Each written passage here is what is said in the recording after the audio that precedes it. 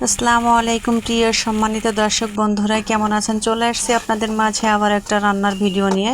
আজকে আমি রান্না করব হচ্ছে ধুন্দল ভাজি।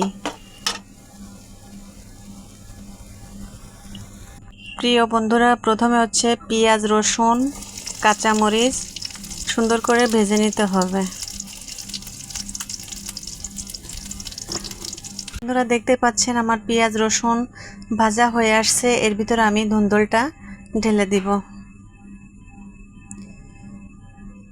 অনেকক্ষণ ধরে নাড়াইতে চাড়াইতে যখন হচ্ছে পানিটা টেনে যাবে তখন কিন্তু ভাজিটা হয়ে আসবে।